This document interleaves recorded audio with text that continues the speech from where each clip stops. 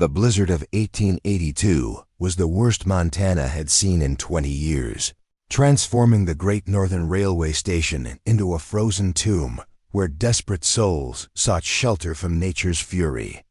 Among them stood a woman whose presence would forever change the course of Western medicine and one man's carefully guarded heart. What began as a chance encounter between a wealthy rancher and a penniless nurse would spark a revolution that saved thousands of lives and challenged everything society believed about a woman's place in the frontier world. Before we jump back in, tell us where you're tuning in from, and if this story touches you, make sure you're subscribed, because tomorrow I've saved something extra special for you. The wind howled across the Montana plains like the cry of a wounded beast, driving snow horizontally through the air with such ferocity that visibility dropped to mere feet. Rebecca Jane Morrison pulled her thin wool coat tighter around her shoulders, knowing it provided little protection against the brutal cold that seemed to seep through every fiber and settle deep in her bones. The Great Northern Railway Station in Billings offered meager shelter, its wooden walls groaning under the assault of the worst blizzard the territory had witnessed in decades. Rebecca pressed herself against the station's interior wall, watching her breath form crystalline clouds in the frigid air. Around her, 24 other stranded passengers huddled in similar positions, their faces etched with the resigned desperation of people who understood they might not survive the night.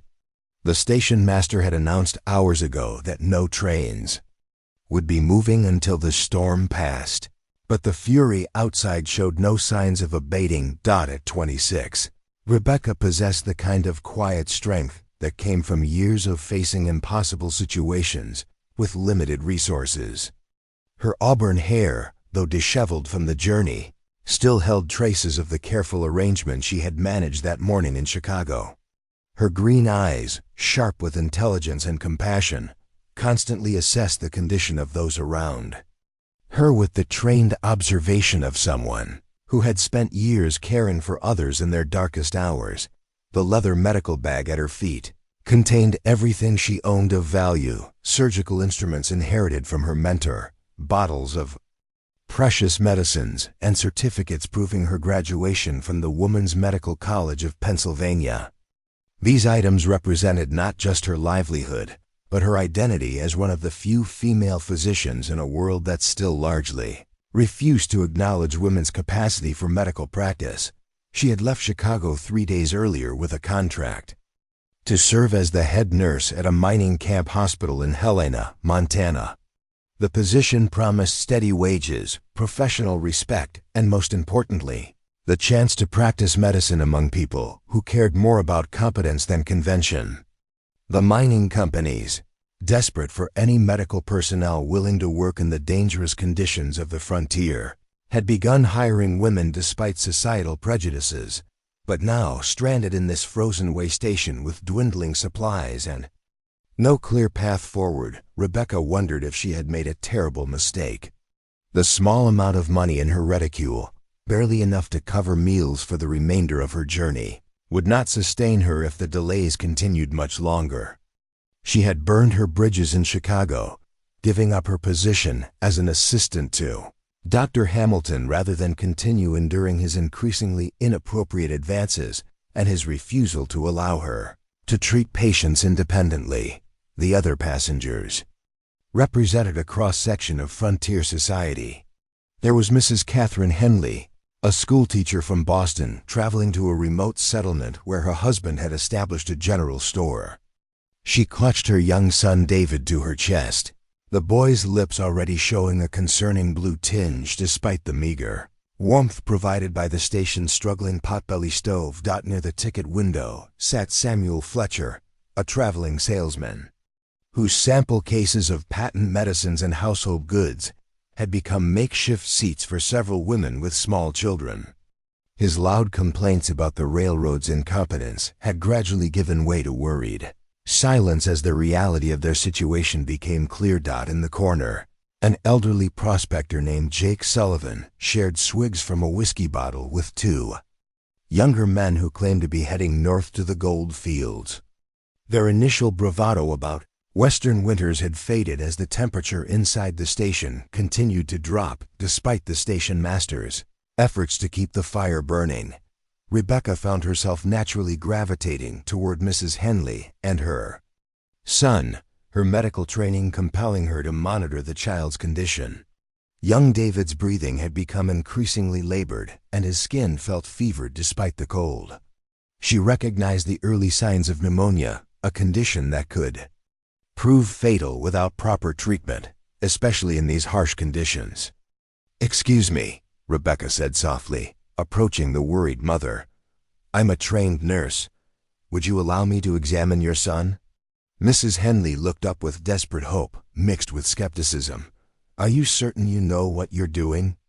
David has been coughing since yesterday, and he feels so warm." Rebecca knelt beside them, her movements confident and gentle as she opened her medical bag. "I graduated from medical college in Philadelphia and have 3 years of hospital experience. May I listen to his breathing?" The examination confirmed her fears. David's lungs showed clear signs of congestion, and his fever was climbing despite the cold environment. Without proper treatment, warmth, medicines, and careful monitoring, the child's condition would likely worsen rapidly. "Mrs. Henley," Rebecca said carefully, "your son has developed pneumonia. In these conditions, without proper care, it could become very serious very quickly." The mother's face went pale, but her voice remained steady. "What can we do? We're trapped here with no doctor, no medicines, no way to get proper help." Rebecca's mind raced through the limited options available. Her medical bag contained some medicines, but treating pneumonia required more than just medications. It needed sustained warmth, careful nursing, and ideally a proper medical facility. None of these were available in their current circumstances.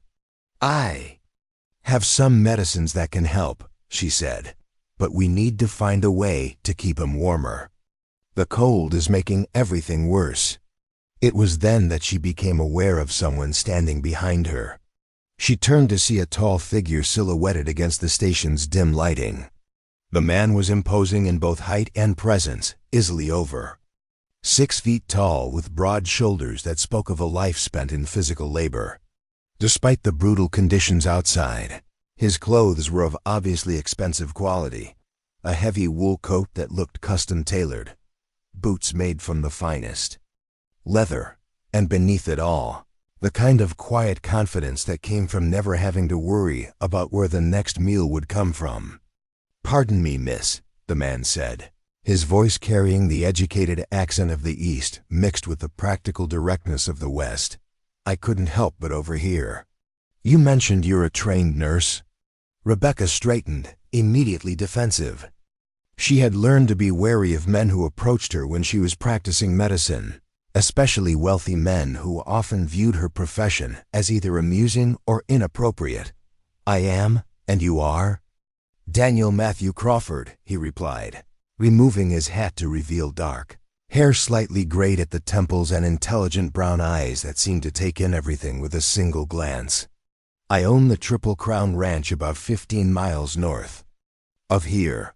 I happened to be in town when the storm hit." The name struck Rebecca immediately.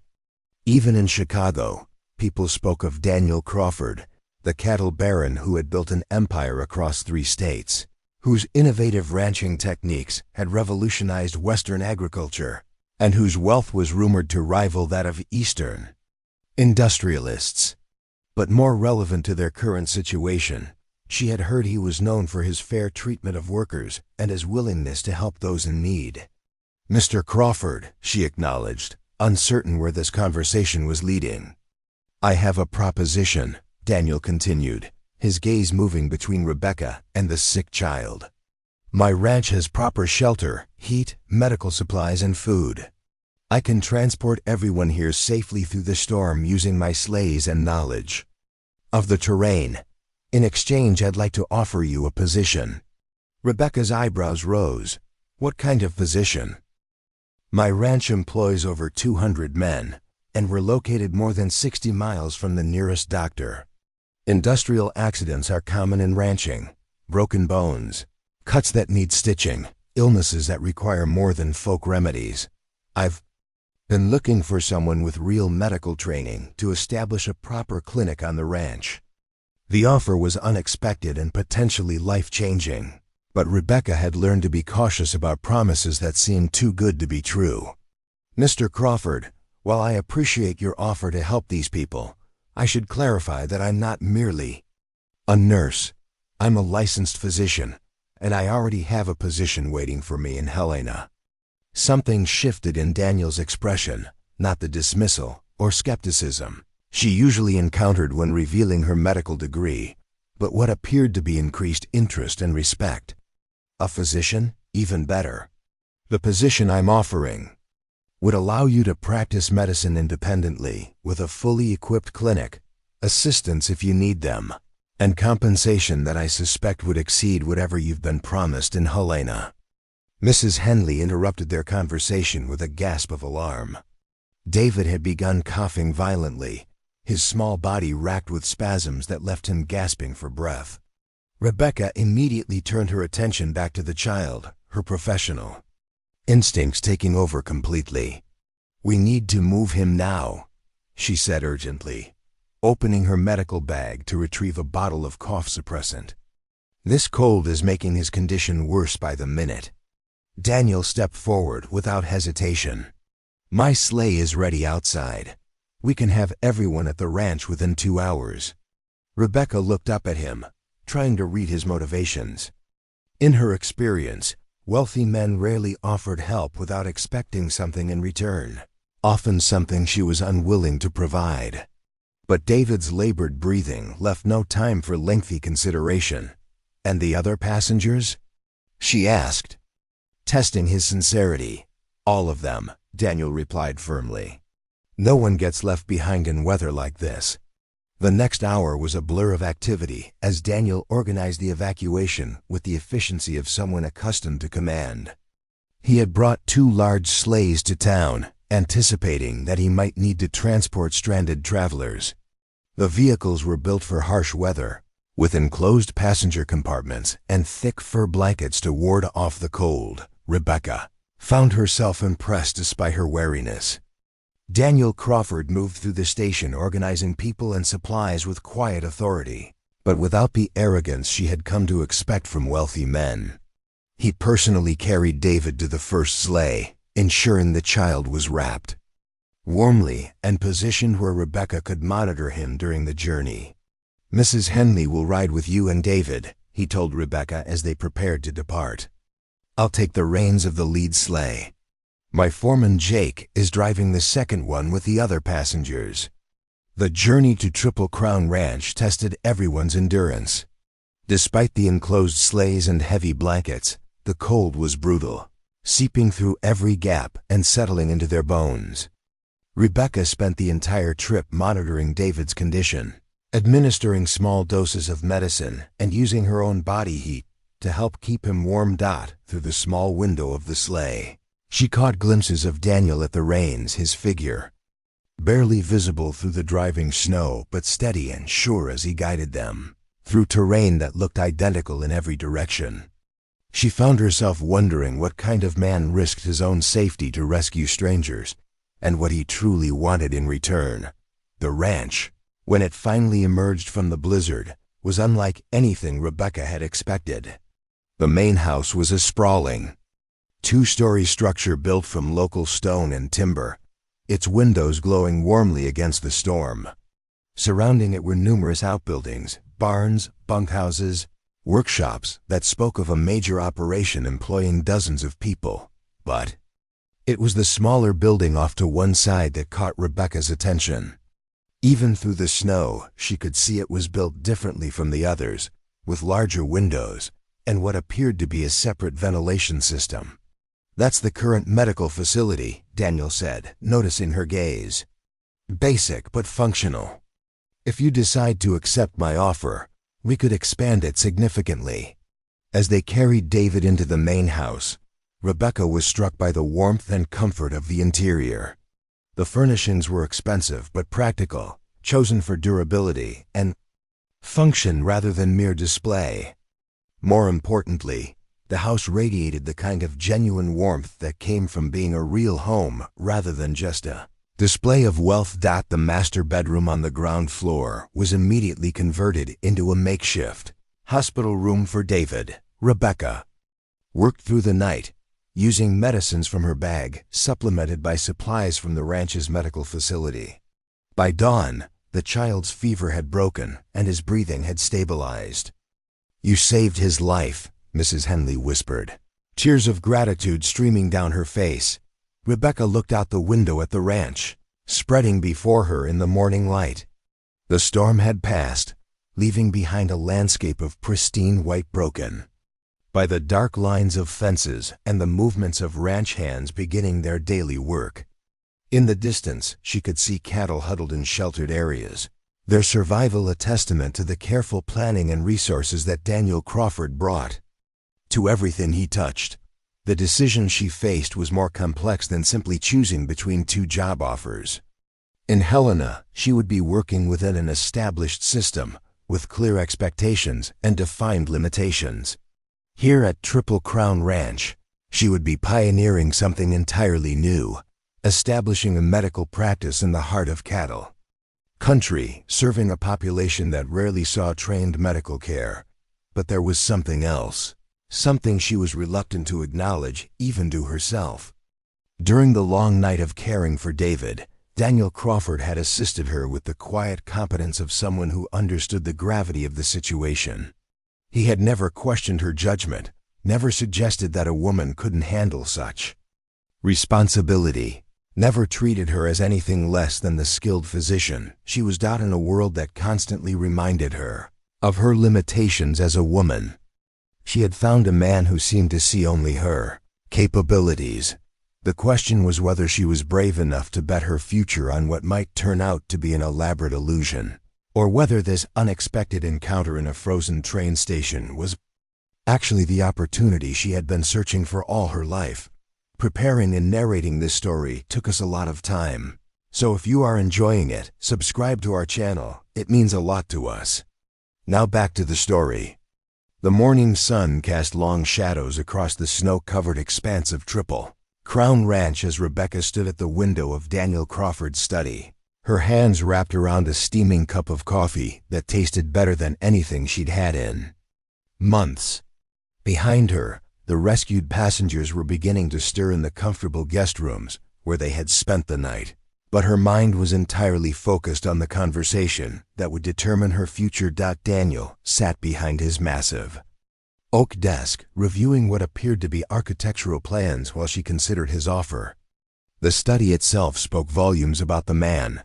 Walls lined with books on everything from veterinary medicine to modern business practices, detailed maps of his holdings marked with careful notations, and photographs showing the evolution of his ranch from a modest homestead to the sprawling operation she could see through the windows.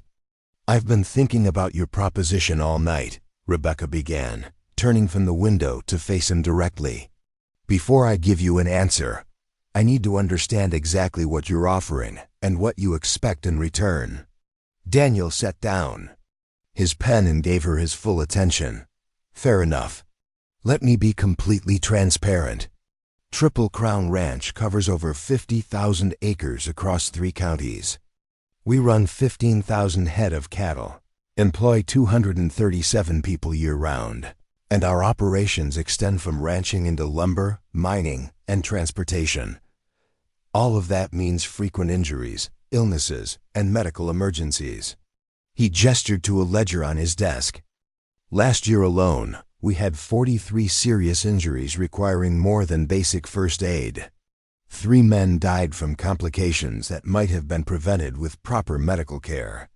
Currently, our medical facility consists of a bunkhouse room, with some bandages and patent medicines overseen by my foreman's wife, who has no formal training beyond what frontier life taught her."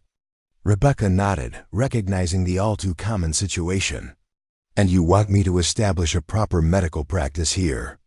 "More than that," Daniel continued, his voice gaining intensity. "I want you to create something that's never existed before. A comprehensive medical system for a rural operation of this scale. A fully equipped clinic, trained assistants, emergency protocols, preventive care programs. I want you to prove that frontier communities don't have to accept medical neglect as the price of their isolation. The scope of what he was describing was breathtaking. In Helena, she would be one of several medical personnel serving an established community. Here, she would be pioneering an entirely new approach to rural healthcare. The compensation, Daniel continued, would be $5,000 annually, plus full room and board, a complete medical facility built to your specifications, and a percentage of any cost savings from reduced injuries and improved worker health. Rebecca nearly dropped her coffee cup. $5,000 was more than twice what Helena had offered, and more than many established doctors in major cities earned. The offer was so generous, it made her suspicious. "Mr. Crawford," she said carefully, "that's an extraordinary amount of money. What aren't you telling me?" A slight smile crossed Daniel's face. "You're right to be cautious. The truth is, this isn't just about medical care for my workers, though that's certainly important. I'm planning to expand operations significantly over the next 5 years. Additional ranches, a meat-packing facility, possibly a railroad spur. All of that will require convincing investors that Triple Crown is a stable, well-managed operation." He stood and moved to a large map on the wall showing the territory surrounding his ranch. "Having a fully qualified physician on staff, someone with credentials from an Eastern medical college, will demonstrate to potential investors that we operate at the highest professional standards. Your success here could help secure funding. That would make Triple Crown one of the largest agricultural operations in the Western Territories." The honesty was refreshing, even if the revelation added pressure to an already weighty decision. Rebecca appreciated that he was treating her as a business partner rather than simply an employee, but it also meant that her performance would affect far more than just the health of ranch workers. "There's one more thing," Daniel added, his tone becoming more serious. "I should warn you that not everyone will welcome a female physician. Some of the older hands are set in their ways, and there are people in the surrounding communities who won't appreciate what we're trying to do here." Rebecca almost laughed. "Mr. Crawford, I've been fighting those battles since the day I decided to study medicine. I'm not intimidated by men who think women can't practice medicine." "I thought you might say that," Daniel replied, and the approval in his voice was unmistakable. "When can you start?" The decision, when it came, felt both inevitable and terrifying. Everything about Daniel Crawford's offer represented exactly what she had hoped to find in the West: professional respect, financial security, and the chance to practice medicine on her own terms. But it also meant abandoning the safety of a known position for the uncertainty of a completely untested arrangement. "I'll need to send a telegram to Helena explaining that I won't be fulfilling my contract," she said finally. "When that's done, I accept your offer." Daniel's face lit up with genuine pleasure. "Excellent. We'll start immediately. I'll have my men escort the other passengers to the train station when the tracks are cleared. But if you're willing, I'd like to show you the current medical facility and discuss expansion plans." The tour of the existing medical facility confirmed everything Rebecca had suspected. The single room contained basic supplies, bandages, antiseptic, a few bottles of laudanum and quinine, but nothing approaching the equipment needed for serious medical practice. There was no surgical capability, no proper examination area, and certainly no facilities for treating multiple patients simultaneously. "This is what I'm proposing," Daniel said, unrolling architectural plans on the small table.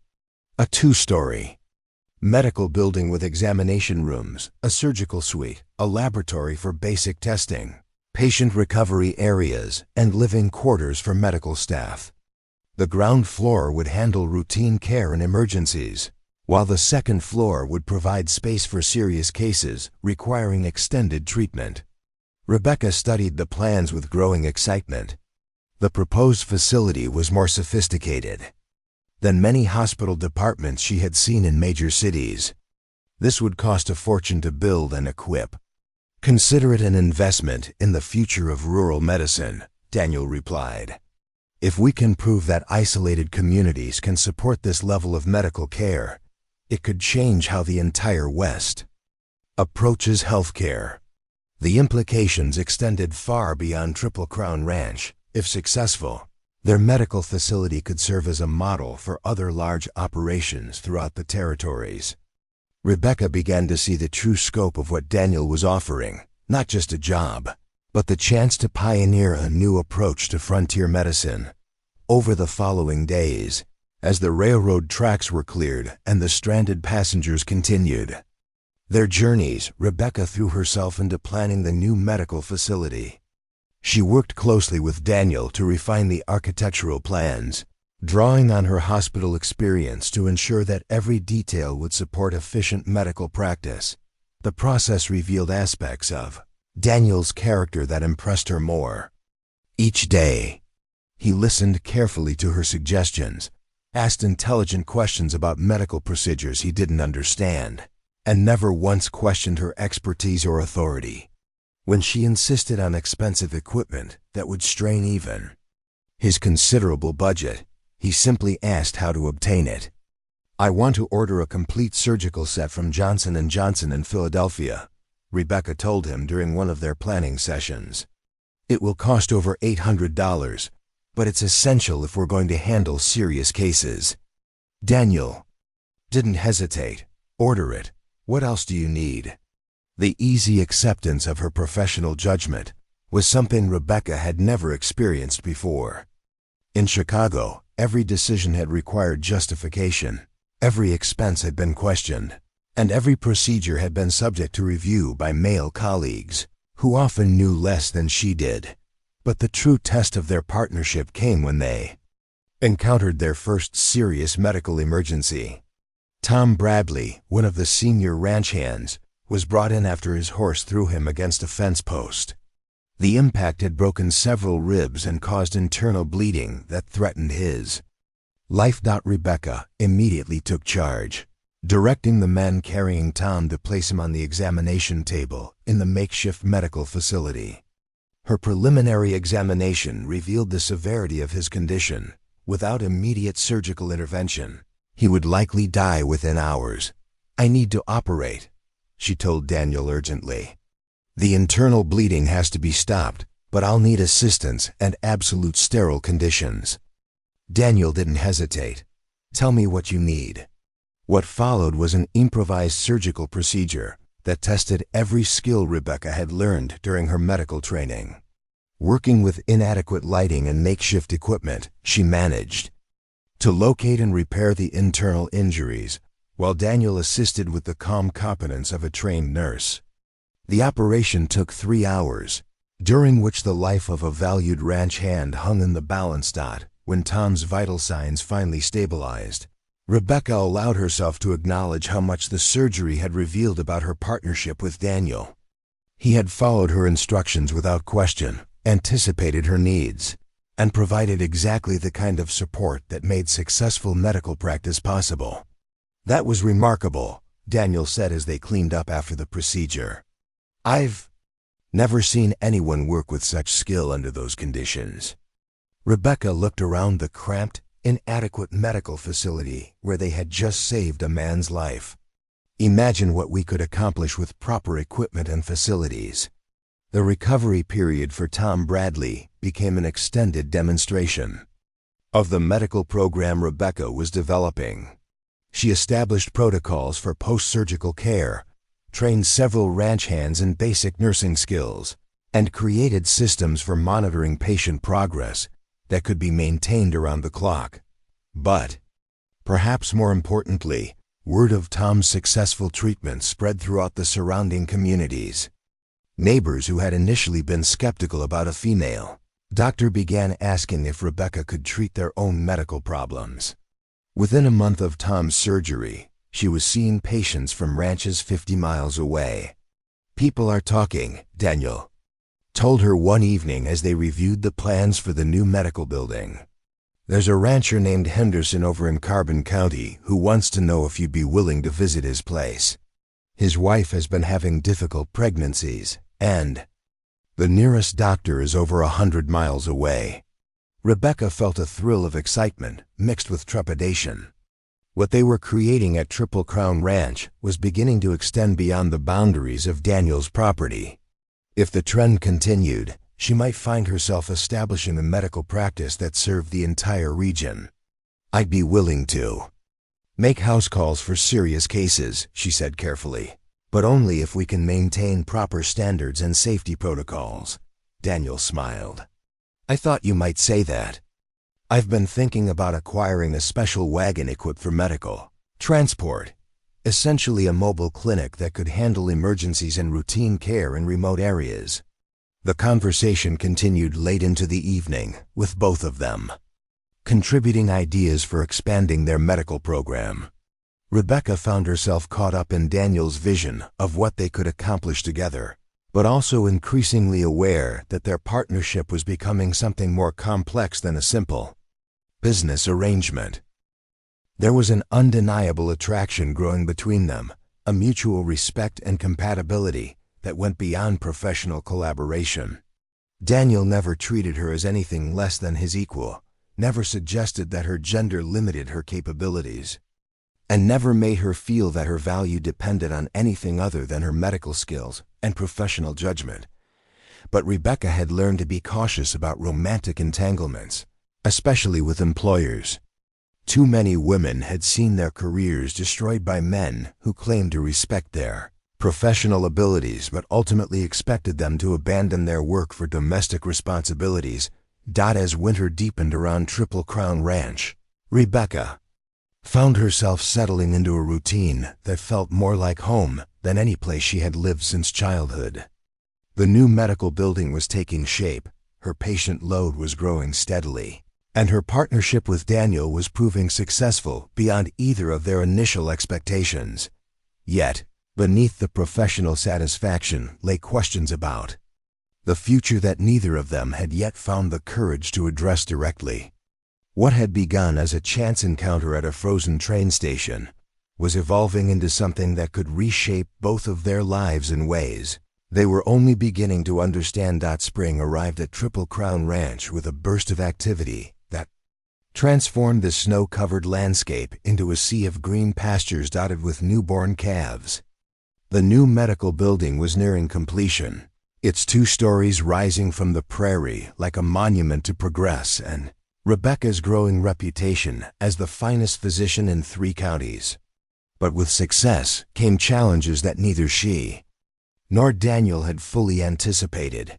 The trouble began with the arrival of Dr. Harrison Whitmore, a pompous gentleman from Denver, who stepped off the weekly supply wagon with the air of someone accustomed to being the most important person in any room. Whitmore was everything Rebecca had come to despise about the medical establishment: condescending, rigid in his thinking, and utterly convinced that women had no place practicing medicine. "Mr. Crawford," Whitmore announced during his uninvited visit to the ranch headquarters, "I've come to discuss the rather irregular medical situation you've established here. The Territorial Medical Board has received numerous complaints about unlicensed practice of medicine at your facility." Rebecca, who had been reviewing supply lists for the new clinic, looked up sharply. "Unlicensed? I graduated from the Woman's Medical College of Pennsylvania and hold valid medical credentials." Whitmore barely glanced in her direction. "Miss Morrison, well, I'm sure you received some form of training. The Territorial Medical Board only recognizes licenses issued by institutions approved for the education of male physicians. Your so-called credentials are not legally valid for the practice of medicine in Montana Territory." The words hit Rebecca like a physical blow. She had known that some territories were slower to recognize women's medical degrees, but she had never imagined that her education and experience could be simply dismissed by bureaucratic prejudice. Daniel stood slowly from behind his desk, and Rebecca recognized the dangerous calm that settled over him when he was truly angry. "Dr. Whitmore, Are you suggesting that the woman who saved 3 lives last month, including performing emergency surgery that would have challenged any physician, is somehow unqualified to practice medicine?" "Mr. Crawford," Whitmore replied, with oily condescension, "I'm sure Miss Morrison is a competent nurse, but surgery? Medical diagnosis? These require the rigorous training that only established medical colleges can provide. I'm here to offer you a solution. I can establish a proper medical practice at your ranch, with Miss Morrison serving as my assistant." Rebecca felt her carefully controlled temper beginning to boil. "Your assistant? I have more surgical experience than most doctors twice my age. I've treated everything from gunshot wounds to difficult births, and my patients recover at rates that would make Eastern hospitals envious." "Miss Morrison," Whitmore said with patronizing patience, "enthusiasm is admirable, but it's no substitute for proper medical education. Perhaps you could show me this facility you've been operating without proper supervision." The tour of the medical building that followed was a masterclass in professional humiliation. Whitmore examined every aspect of Rebecca's work with the obvious intent of finding fault. He questioned her surgical techniques, criticized her patient records, and suggested that several of her successful treatments had been mere luck rather than skill. "This operating theater," he declared, running his finger along an instrument tray that Rebecca kept meticulously clean, "shows dangerous gaps in antiseptic protocols. And these patient records lack the detailed documentation required for proper medical practice." Rebecca bit back her initial response, forcing herself to remain professional. "Dr. Whitmore, perhaps you could explain which specific protocols you find inadequate? I've implemented the most current antiseptic techniques, including carbolic acid sterilization and—" "Miss Morrison," Whitmore interrupted, "I don't require medical lectures from a woman who learned her procedures from textbooks rather than proper clinical instruction." Daniel, who had been growing increasingly tense throughout the examination, finally reached his limit. "Dr. Whitmore, I think this conversation has run its course. Miss Morrison's competence speaks for itself in the health and safety record of my workers." But Whitmore wasn't finished. "Mr. Crawford, I'm afraid the matter is no longer subject to your personal preferences. The Territorial Medical Board has issued a formal complaint. Unless Miss Morrison ceases practicing medicine immediately, you and your ranch will face legal action for supporting unlicensed medical practice." The threat hung in the air like smoke from a wildfire. Rebecca felt the careful world she had built beginning to crumble around her, just as it had in Chicago when she had been forced to choose between her integrity and her livelihood. "What exactly are you proposing?" Daniel asked, his voice deadly. "Quiet, simple," Whitmore replied with a satisfied smile. "Miss Morrison steps aside, and I establish a legitimate medical practice here. She can assist me in a nursing capacity, which would be entirely appropriate for someone of her training and gender." Rebecca looked at Daniel, waiting to see how he would respond to the pressure. She had seen other men fold when faced with legal threats, even when they had initially supported her work. The ranch represented Daniel's life work, and she wouldn't blame him for protecting it, even if it meant sacrificing her position. "Dr. Whitmore," Daniel said finally, "I'll give your proposal all the consideration it deserves. Now I believe your business here is concluded." After Whitmore departed with obvious displeasure at not receiving an immediate agreement, Rebecca and Daniel stood in the partially completed medical building, both of them processing the implications of what had just occurred. "He can't simply invalidate my medical degree," Rebecca said, though uncertainty crept into her voice. "I completed the same courses of study required of male students, passed the same examinations, served the same clinical rotations." Daniel moved to the window, looking out at the ranch that represented his life's work. "The problem isn't your qualifications, Rebecca. It's the legal and political reality we're facing. If the Territorial Medical Board is determined to shut down our medical program, they have the bureaucratic power to make our lives very difficult. The use of her first name, which had become natural between them over the months of working together, somehow made the conversation more personal and more painful. Rebecca realized that she was about to lose not just her position, but the partnership that had become central to her life.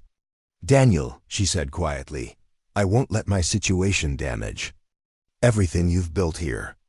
If Dr. Whitmore can provide medical care for your workers, perhaps—" "Stop!"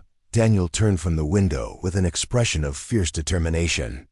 "Rebecca, do you really think I'm going to abandon the most competent physician I've ever worked with because some bureaucrat with a degree thinks women can't practice medicine?"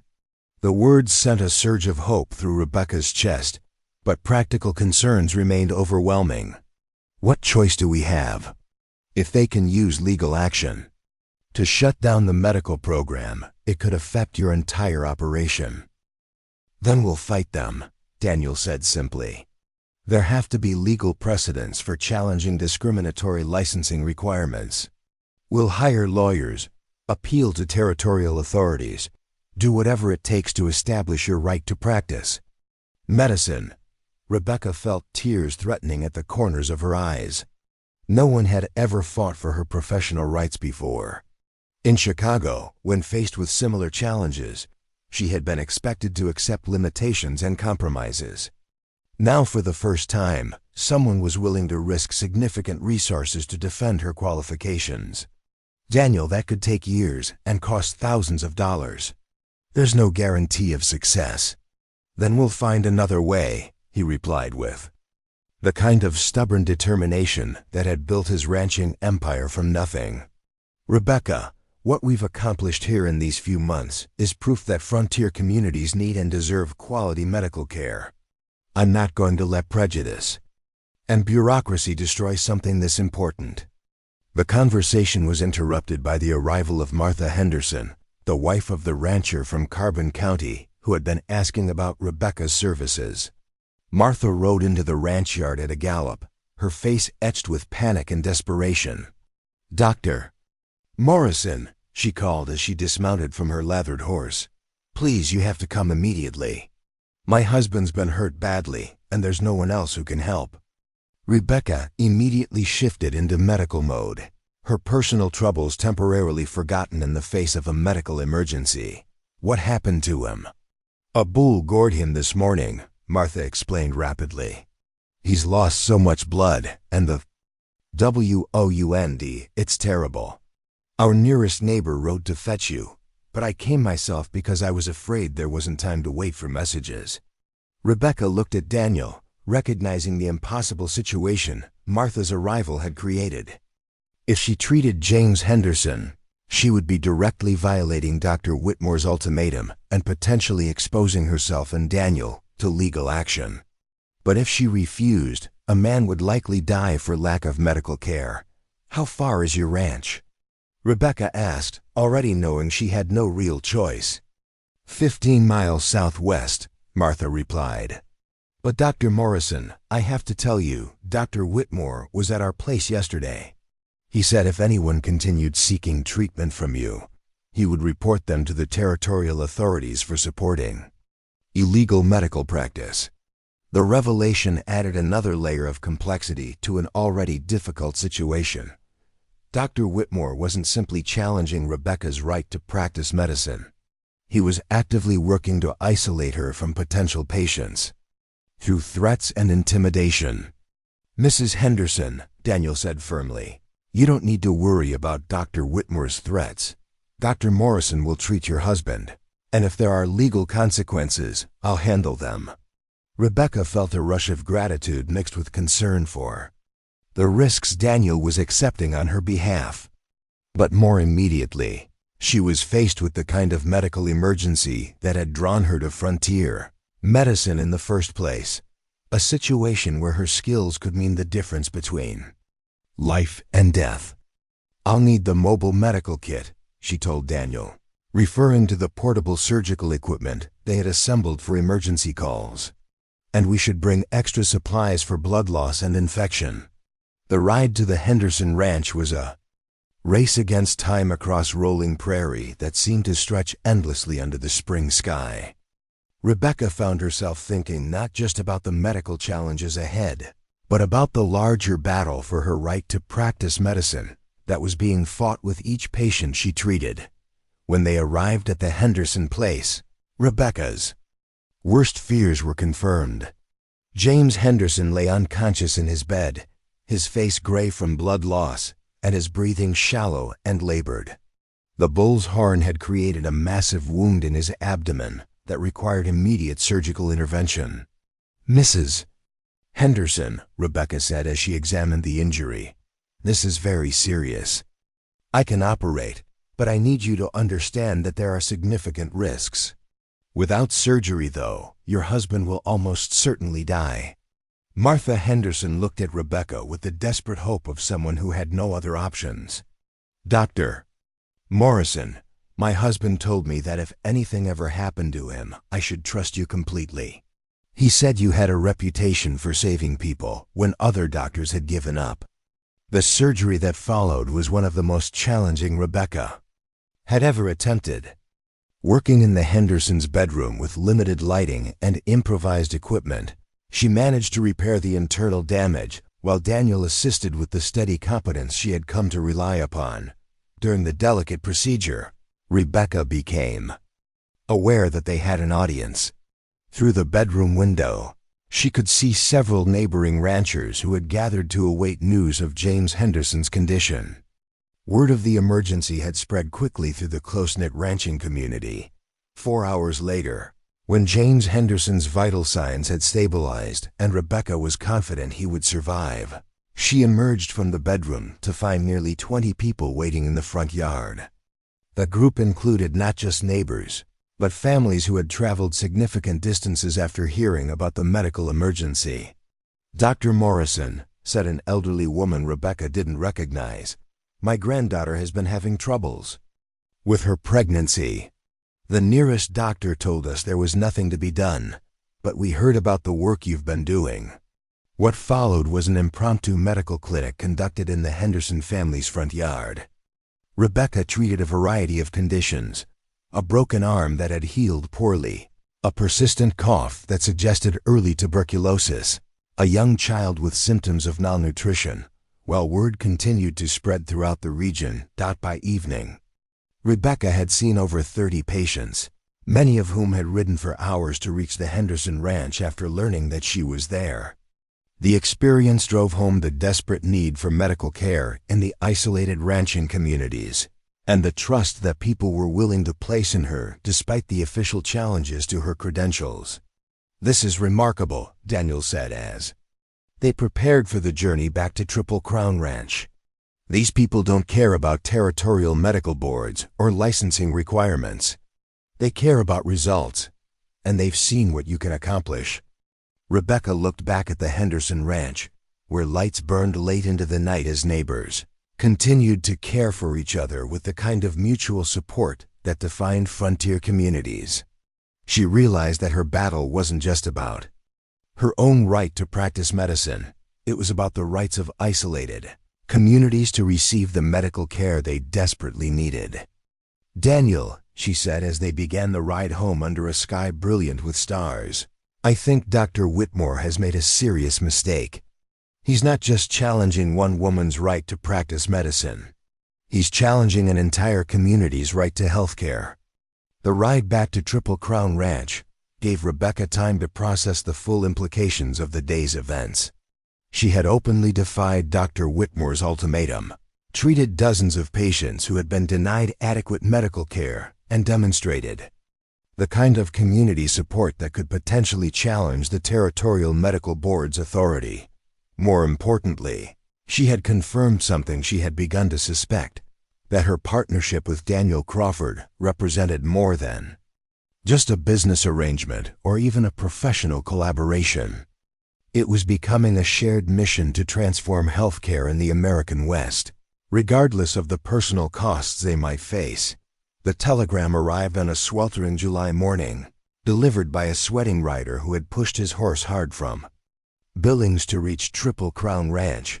Rebecca read the official message 3 times before its full implications sank in, each reading making her stomach clench tighter with a mixture of anger and determination. Formal investigation ordered by Territorial Medical Board. Stop. Dr. Whitmore, appointed chief. Investigator. Stop. Cease all medical activities. Pending review. Stop. Compliance mandatory. Stop. Daniel looked up from the cattle breeding records he'd been reviewing when Rebecca handed him the telegram. His jaw tightened as he read, and she watched his knuckles go white as he gripped the paper. "They're sending Whitmore to conduct his own investigation," Rebecca said, her voice steady despite the turmoil she felt inside. "He'll have the authority to shut down our medical program immediately and recommend criminal charges if he finds what he calls evidence of unlicensed practice." "When?" Daniel asked, though his tone suggested he was already planning their response. "The telegram doesn't specify, but given how quickly this has moved, I'd guess within the week." Rebecca moved to the window of the ranch office, looking out at the completed medical building that represented months of planning and thousands of dollars in investment. "Daniel, maybe it's time to face reality. I can't practice medicine if the territorial government is determined to stop me." Daniel stood and moved beside her, close enough that she could smell the mixture of leather and sage that seemed to cling to him after long days working with the cattle. "Rebecca, look at what you've accomplished in 6 months. Injury rates on the ranch have dropped by 70%. Infant mortality in the surrounding communities has been cut in half. 3 ranching operations have reported their healthiest seasons in decades because of the preventive care programs you've established." He gestured toward a thick folder on his desk. "Those aren't just statistics. They're letters from families whose lives you've saved. Testimonials from ranchers who've seen their operations improve dramatically because of your medical programs. Whitmore can question your credentials, but he can't argue with results like that." Rebecca felt a familiar surge of gratitude for Daniel's unwavering support, but practical concerns remained overwhelming. "Results don't matter if they can use legal pressure to destroy everything we've built. The Territorial Medical Board has the power to shut us down regardless of public opinion." "Then we need to give public opinion more power," Daniel replied, with the kind of strategic thinking that had made him one of the most successful businessmen in the territory. "Rebecca, what if Whitmore's investigation backfires? What if instead of proving you're unqualified, it demonstrates that the territorial medical system is failing the people it's supposed to serve?" Before Rebecca could respond, they were interrupted by the arrival of an unexpected visitor. Sarah Mitchell, the territorial delegate's wife, stepped out of an elegant carriage with the kind of purposeful stride that suggested important business. "Mrs. Mitchell," Daniel said, clearly surprised by her unannounced visit, "what brings you to Triple Crown Ranch?" Sarah Mitchell was a formidable woman in her 50s, known throughout the territory for her work advocating for women's rights and educational reform. Her presence at the ranch could mean either salvation or disaster, depending on her intentions. "Mr. Crawford, Dr. Morrison," she said, acknowledging Rebecca with the professional courtesy that had become rare since Whitmore's campaign began. "I'm here because of the investigation that's been ordered into your medical program. There are some things you need to know before Dr. Whitmore arrives." They gathered in the ranch office, where Sarah Mitchell spread out a collection of documents that immediately caught Rebecca's attention. The papers included correspondence between territorial officials, medical board meeting minutes, and what appeared to be financial records. "Ladies and gentlemen," Sarah began with the tone of someone accustomed to addressing important meetings, "Dr. Whitmore's crusade against Dr. Morrison isn't really about medical credentials or patient safety. It's about money, politics, and a conspiracy that goes deeper than simple professional jealousy."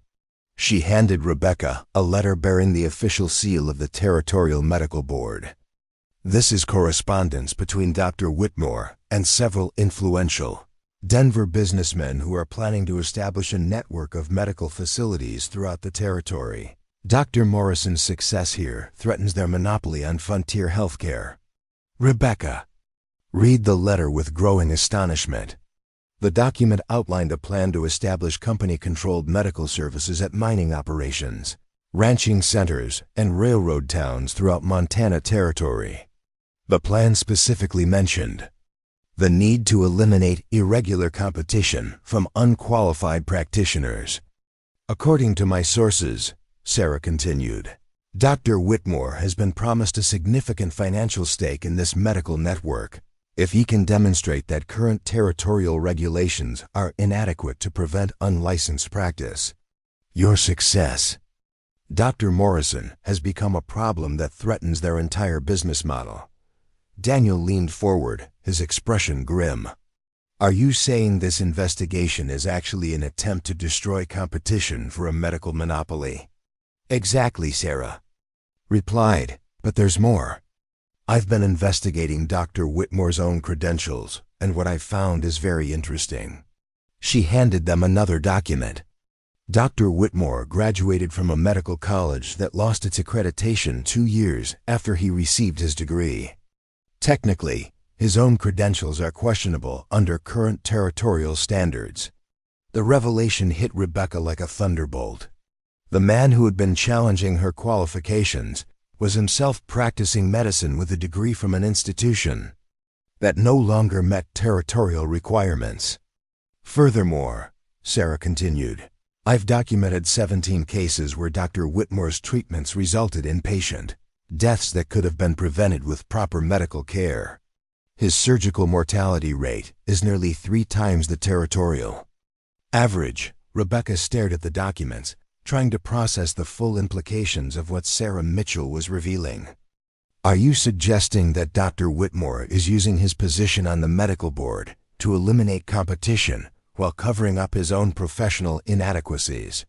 I'm not suggesting it, Sarah replied firmly. I'm stating it as fact. Dr. Whitmore's investigation of your medical program is a fraudulent abuse of territorial authority designed to protect a corrupt business arrangement. Daniel stood and began pacing, his mind clearly working through the strategic implications of Sarah's revelations. Mrs. Mitchell, why are you sharing this information with us? What's your interest in our medical program? Sarah's expression became more personal, less official. Dr. Morrison, last winter my daughter developed complications during childbirth.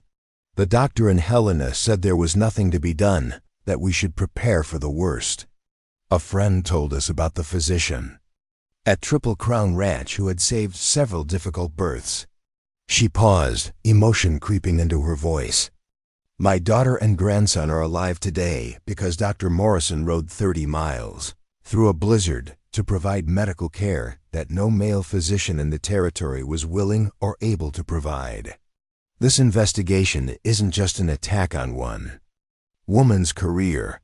It's an attack on the kind of medical care that frontier communities desperately need. Rebecca remembered the emergency call, the terrifying ride through a winter storm, and the complicated delivery that had required every skill she possessed. She hadn't known that her patient was the territorial delegate's daughter, but the case had reinforced her conviction that isolated communities deserve the same quality medical care available in major cities. What do you propose we do with this information? Rebecca asked. Sarah smiled with the satisfaction of someone who had been planning for this moment. Dr. Whitmore's investigation is scheduled to begin next Monday. I suggest we turn it into an investigation of the territorial medical system itself. We'll invite newspaper reporters, territorial officials, and representatives from every community that has benefited from your medical programs. Daniel's eyes lit up with understanding. You want to put Whitmore on trial instead of Rebecca? Precisely, Sarah confirmed. We'll demand a public hearing where Dr. Morrison can present evidence of her medical successes, where community representatives can testify about the quality of care they've received, and where Dr. Whitmore's own credentials and performance can be scrutinized. The plan was audacious and risky, but it offered the possibility of transforming a threat into an opportunity. Instead of defending Rebecca's right to practice medicine, They would be challenging the entire system that allowed incompetent practitioners to eliminate qualified competition through bureaucratic manipulation. "There's one more thing," Sarah added, producing a final document. "I've been in correspondence with the Women's Medical College of Pennsylvania, Harvard Medical School, and Johns Hopkins University. All three institutions have agreed to provide expert testimony regarding Dr. Morrison's qualifications and the quality of medical education provided to women physicians." Rebecca felt her heart racing with a mixture of hope and terror. The scope of what Sarah was proposing would either vindicate her completely or destroy her career permanently. There would be no middle ground, no quiet compromise that allowed her to continue practicing medicine in obscurity. "Mrs. Mitchell," Rebecca said carefully, "if we do this, if we make such a public challenge to the territorial medical establishment, there will be no going back. If we lose, it won't just affect my ability to practice medicine here. It could set precedents that hurt women physicians throughout the West." "Dr. Morrison," Sarah replied with steely determination, "if we don't fight this battle now, the precedent will be that qualified women can be eliminated from medical practice whenever their success threatens male-dominated business interests. The stakes are already higher than just your individual career." Daniel moved to stand behind Rebecca's chair, his hands resting gently on her shoulders in a gesture of support that felt both professional and deeply personal. "The decision is yours, Rebecca. Whatever you choose, I'll support completely." Rebecca looked around the room at the evidence of corruption and conspiracy that Sarah Mitchell had assembled, then out the window at the medical building where she had saved dozens of lives and revolutionized healthcare for isolated communities. The choice, when it came, felt both inevitable and terrifying. "Let's do it," she said firmly. "Let's turn Dr. Whitmore's investigation into a trial of the entire territorial medical system." The week that followed was a whirlwind of preparation that transformed Triple Crown Ranch into the center of a territorial controversy. Newspaper reporters arrived from Denver, Helena, and Billings. Representatives from medical colleges traveled west to provide expert testimony. Most importantly, dozens of patients and community members began gathering to tell their stories about the medical care they had received from Rebecca. The investigation that Dr. Whitmore had intended as a quiet, bureaucratic procedure was becoming a public spectacle that would determine not just Rebecca's future, but the future of medical practice throughout the American frontier. As Rebecca reviewed her medical records and prepared her testimony, she realized that her journey from a frozen train station to this moment of reckoning represented more than just personal transformation. It was part of a larger struggle to define what medical practice could become in a rapidly changing world, and whether competence and results would triumph over prejudice and political manipulation. The battle lines were drawn, the evidence was assembled, and the future of frontier medicine would be decided in the next few days. Rebecca Morrison had traveled from the sophisticated medical world of Philadelphia to the isolated ranches of Montana Territory, and now she stood at the center of a controversy that would echo throughout the American West for generations to come. The great hall of the Billings Territorial Building had never seen anything like the spectacle that unfolded on that blazing August morning. What Dr. Whitmore had intended as a routine administrative hearing had transformed into something resembling a circus, with reporters from as far away as San Francisco and Chicago cramming into every available seat. The overflow crowd spilled out onto the wooden sidewalks, where vendors sold lemonade and local citizens placed bets on the outcome. Rebecca sat at a long table facing the 5-member Territorial Medical Board, acutely aware that every eye in the packed hall was focused on her. To her left sat the formidable legal team that Daniel had assembled, 3 attorneys from Denver who specialized in territorial law and civil rights. To her right, Sarah Mitchell reviewed a stack of documents thick enough to stock a library. Dr. Whitmore occupied the prosecutor's table with obvious discomfort. clearly unprepared for the media circus his investigation had become. His usual confidence had been replaced by nervous energy as he shuffled through papers and whispered urgently with his own legal counsel. The hearing was called to order by Judge Franklin Pierce, a silver-haired man whose reputation for fairness had earned him respect throughout the territory. "Ladies and gentlemen," he announced in a voice that carried easily through the packed hall, "we are here to investigate allegations of unlicensed medical practice at Triple Crown Ranch. However, given the public interest in this case, I'm expanding the scope of our inquiry to examine the broader question of medical licensing and practice standards in Montana Territory." A murmur of excitement rippled through the crowd. Rebecca felt her heart racing as she realized that Judge Pierce was essentially granting their request to put the entire territorial medical system on trial. Dr. Whitmore rose to present his case first, his voice betraying none of the uncertainty Rebecca had observed in his demeanor. "Honorable Judge Pierce, members of the board, this case is quite simple. Miss Rebecca Morrison has been practicing medicine without proper territorial licensing. She has performed surgeries, diagnosed illnesses, and prescribed treatments despite holding credentials from an institution not recognized by our territorial standards." He gestured toward a stack of documents on his table.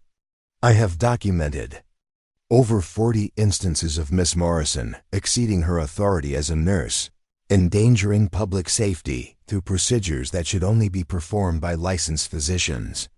What followed was a detailed presentation of Rebecca's medical activities, but filtered through Whitmore's prejudiced interpretation.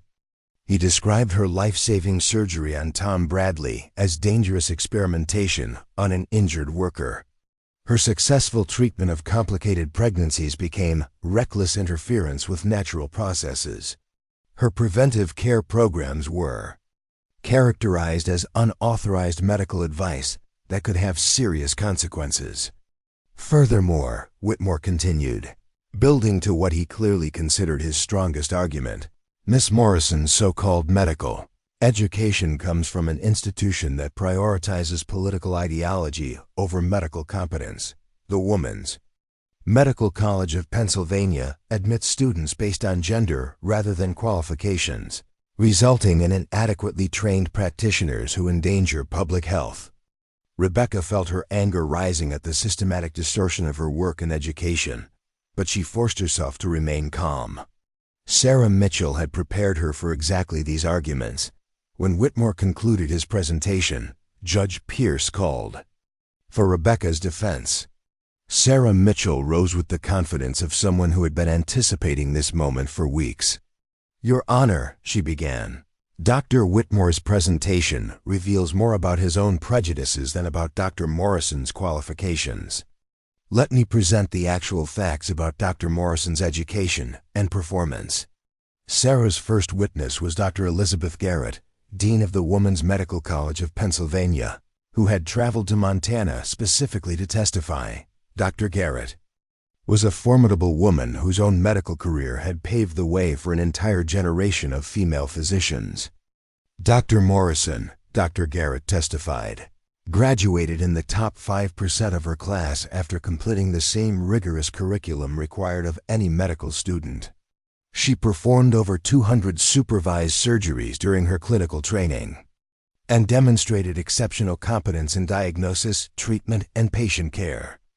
Dr. Garrett then produced examination records, clinical evaluations, and letters of recommendation that painted a picture of Rebecca as one of the most promising graduates the college had ever produced. Furthermore, Dr. Garrett continued, "I want to address Dr. Whitmore's characterization of our institution. The Woman's Medical College of Pennsylvania maintains the same academic standards as any medical school in the nation. Our graduates consistently outperform their male counterparts in licensing examinations and patient outcomes." The testimony was devastating to Whitmore's credibility, but Sarah was just getting started. Her next witness was Dr. Jonathan Matthews, from Johns Hopkins University, who had reviewed Rebecca's medical records and patient outcomes. In 30 years of medical practice and education, Dr. Matthews testified, "I have rarely seen documentation of medical care that meets such consistently high standards. Dr. Morrison's surgical techniques are innovative and effective. Her diagnostic accuracy is remarkable, and her patient recovery rates exceed those of most established physicians." Dr. Matthews then presented a detailed analysis of Rebecca's work that transformed Whitmore's accusations into testimonials to her competence. The dangerous experimentation on Tom Bradley became a masterful example of emergency surgery performed under challenging conditions. The reckless interference with pregnancies became sophisticated obstetric care that had saved multiple lives, but the most powerful testimony came from the patients themselves. One by one, families from across the territory took the stand to describe how Rebecca's medical care had affected their lives. Martha Henderson, tears streaming down her face, described how Rebecca had saved her husband's life after the bull goring. "Dr. Morrison rode 15 miles through dangerous weather to operate on my husband when no other doctor was available. James is alive today because of her skill and dedication." Mary Collins, a young mother from a remote mining settlement, testified about the birth of her twins. "I was told by 2 different doctors that my babies and I would die during delivery. Dr. Morrison not only saved all 3 of our lives, but she established a prenatal care program that has reduced infant mortality in our community by half." The testimonies continued for hours, each one more compelling than the last. Ranch hands described workplace injuries treated with unprecedented success. Mothers talked about children saved from diseases that had previously been considered fatal. Community leaders testified about the transformation of rural healthcare under Rebecca's guidance. By afternoon, the pattern was clear to everyone in the hall. Dr. Whitmore had built his case on prejudice and theory, while Rebecca's defense was grounded in documented results and grateful patients. But Sarah Mitchell saved her most explosive testimony for last. She called Dr. Whitmore himself to the stand. "Dr. Whitmore," she began with deceptive gentleness, "you've testified that Dr. Morrison's credentials are inadequate for medical practice in Montana Territory. Could you please describe your own medical education?" Whitmore shifted uncomfortably. "I graduated from the Colorado College of Medicine in 1875. And what is the current accreditation status of the Colorado College of Medicine? I'm not sure I understand the relevance of that question." Sarah produced a document from the Territorial Education Board. "Dr. Whitmore, isn't it true that the Colorado College of Medicine lost its accreditation in 1877, 2 years after you graduated, due to inadequate faculty and substandard educational practices?" A gasp went up from the crowd. Whitmore's face went pale, but he tried to maintain his composure. "That has no bearing on the quality of education I received, doesn't it?" Sarah continued relentlessly. "And isn't it true that you've been negotiating a financial partnership with Denver Medical Associates to establish a monopoly on territorial healthcare services? That's a private business matter." Sarah then presented the correspondence she had obtained, reading aloud the sections that detailed Whitmore's financial arrangements and his commitment to eliminate competition from irregular practitioners. "Dr. Whitmore," Sarah said, her voice rising, "isn't it true that this entire investigation is motivated not by concern for public safety, but by your desire to eliminate a competitor whose success threatens your business interests?" Whitmore's attorney objected, but the damage was done. The packed hall buzzed with angry conversations as the true nature of Whitmore's motives became clear. Sarah's final piece of evidence was a review of Whitmore's own medical practice, conducted by an independent panel of physicians. The results were damning. A surgical mortality rate 3 times the territorial average, multiple instances of misdiagnosis, and a pattern of treatment failures that suggested fundamental incompetence.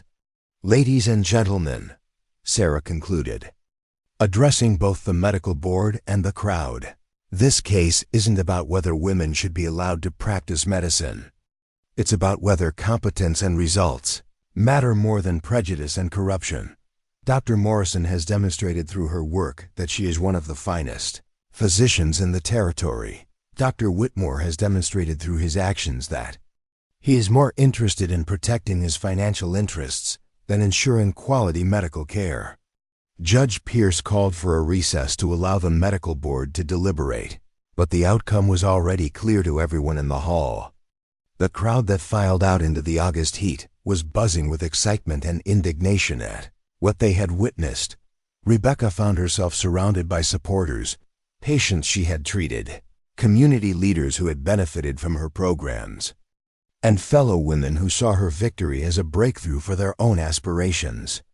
But in the midst of the celebration, she noticed Daniel standing apart from the crowd, his expression troubled. "What's wrong?"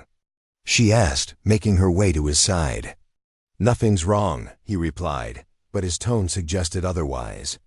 "Rebecca, you were magnificent in there. Sarah's presentation was brilliant, and the testimony from your patients was overwhelming. But," Rebecca prompted, sensing there was more. Daniel looked around at the crowd of supporters and reporters, then back at her. "But this victory comes with a price. You're no longer just a physician practicing at a remote ranch. You're now a public figure, a symbol of women's rights and medical reform. That kind of visibility brings opportunities, but it also brings pressures and expectations." Rebecca felt a chill despite the heat of the day. In fighting for her right to practice medicine, she had inadvertently become something she had never intended to be, a public crusader for social change. "Daniel," she said quietly, "are you worried that this attention will change what we've built together?" Before he could answer, they were interrupted by a telegram delivery that would reshape both of their futures in ways neither could have anticipated. The message was from the territorial governor himself. "Congratulations on landmark victory. Stop. Request immediate meeting to discuss appointment as territorial medical advisor. Stop. Urgent need for healthcare reform throughout region." Stop. Rebecca stared at the telegram, realizing that her personal battle for professional recognition had evolved into something far larger, an opportunity to transform medical care throughout the American frontier. But it also represented a choice between the quiet life she had built at Triple Crown Ranch and a public role that could take her far from the man and community she had come to love. The victory celebration continued around them, but Rebecca and Daniel stood in quiet contemplation of a future that had suddenly become much more complicated than either had imagined. The territorial capitol building in Helena rose from the valley floor like a monument to American ambition, its limestone facade gleaming in the September sunshine as Rebecca's carriage approached the imposing structure.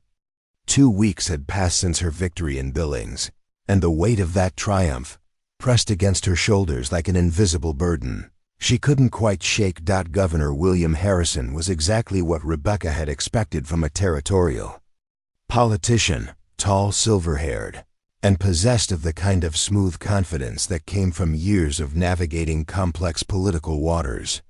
His office, decorated with mounted elk heads and territorial maps, spoke of a man who understood both the wilderness he governed and the civilized world he represented. "Dr. Morrison," the governor said, rising from behind his mahogany desk to greet her with a firm handshake. "I can't tell you how pleased I am that you accepted my invitation. Your victory in Billings has created opportunities that could benefit every citizen of Montana Territory." Rebecca settled into the leather chair across from his desk, acutely aware that this conversation would likely determine the direction of her life for years to come. "Governor Harrison, I'm honored by your interest, but I should be clear that I'm quite content with my current position at Triple Crown Ranch." The governor's smile suggested he had been expecting this response. "Dr. Morrison, what if I told you that your current position, however satisfying personally, represents only a fraction of the good you could accomplish? The territorial government is prepared to offer you unprecedented authority to reshape medical care throughout Montana. He moved to a large map of the territory mounted on his office wall, gesturing to the vast expanse of prairies, mountains, and settlements that stretched across hundreds of thousands of square miles. We have mining communities with no medical care whatsoever, railroad towns where industrial accidents kill or maim workers weekly, and agricultural settlements where women die in childbirth because the nearest doctor is 300 miles away. Rebecca studied the map, seeing not just geographical features, but human suffering that could be alleviated with proper medical infrastructure. What exactly are you proposing, Governor? I'm proposing to create the position of Territorial Medical Commissioner specifically for you, Harrison replied, returning to his desk and producing a thick folder of documents. You would have the authority to establish medical standards, license practitioners, investigate medical facilities, and most importantly, design and implement a comprehensive healthcare system for the entire territory. The scope of what he was describing took Rebecca's breath away. Instead of serving one community, however successfully, she would be responsible for medical care across an area larger than many eastern states. The position would come with a substantial budget. The governor continued, enough to establish medical facilities in every major settlement, train local practitioners, and create emergency response systems for isolated communities. You would essentially be pioneering a new model of public health that could be adopted throughout the American West. Rebecca felt her pulse quickening with excitement, but practical concerns immediately asserted themselves. Governor, such a position would require extensive travel, long periods away from any permanent base, and the kind of political navigation that I have no experience with. All true, Harrison acknowledged. But Dr. Morrison, your victory in Billings proved that you can handle political pressure and public scrutiny. More importantly, it demonstrated that you have the vision and competence to create medical systems that actually work. He leaned forward, his expression becoming more personal. Dr. Morrison, I've been territorial governor for 8 years. I've seen countless well-intentioned programs fail because they were designed by people who understood politics, but not practical implementation. You understand both the medical needs of frontier communities and the realities of operating in challenging conditions. The conversation was interrupted by the arrival of an aide who whispered something urgent in the governor's ear. Harrison's expression darkened, and he excused himself for several minutes of hushed conversation in the hallway outside his office. He returned, his demeanor had shifted from persuasive to concerned. Dr. Morrison, I'm afraid there's been a development that makes our conversation even more urgent. Dr. Whitmore has filed an appeal of the Billings decision with the Territorial Supreme Court, and he's also lodged formal complaints with federal authorities. Rebecca felt her stomach clench. What kind of complaints? He's claiming that your victory was achieved through political manipulation, and that allowing unqualified practitioners to operate sets a dangerous precedent for territorial medical standards. He's also alleging that Mr. Crawford used his financial influence to corrupt the investigation process. The implications hit Rebecca like a physical blow. Not only was her own victory being challenged, but Daniel was being dragged into a legal battle that could damage his reputation and business interests. Furthermore, the governor continued, Whitmore has formed an alliance with several territorial businessmen who are lobbying the federal government to impose stricter medical licensing requirements that would essentially invalidate the credentials of any physician trained at women's medical colleges. Rebecca stared out the window at the bustling territorial capital, realizing that her personal battle had evolved into something much larger and more dangerous than she had anticipated. Governor, what you're describing could affect women physicians throughout the West. Exactly, Harrison replied grimly. Which is why the position I'm offering you is no longer just an opportunity, it's a necessity. If we can establish you as Territorial Medical Commissioner with a track record of successful healthcare implementation, It will be much more difficult for federal authorities to dismiss women's medical credentials. The political calculation was clear, but it came with personal costs that Rebecca was only beginning to understand.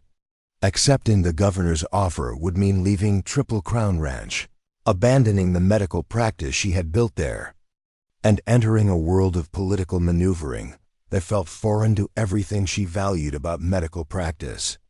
"Governor," she said carefully, "I need to discuss this with Mr. Crawford before making any decision. His support has been crucial to everything I've accomplished, and this would significantly affect our working relationship."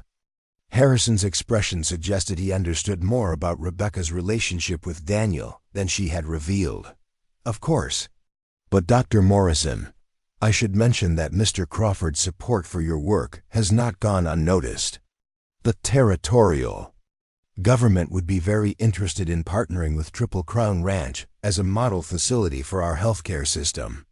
The journey back to Triple Crown Ranch gave Rebecca time to process the full implications of the governor's offer.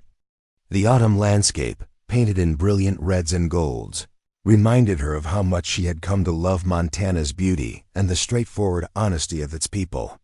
The thought of leaving this for the political complexities of territorial administration filled her with dread, but she also couldn't ignore the moral weight of the governor's arguments. If she could create a healthcare system that served isolated communities throughout the territory, she would be helping thousands of people who currently had no access to medical care. The opportunity to pioneer public health on such a scale was exactly what she had dreamed of when she first decided to come west. Daniel was waiting for her when she arrived at the ranch, his expression suggesting that he had been anticipating difficult news.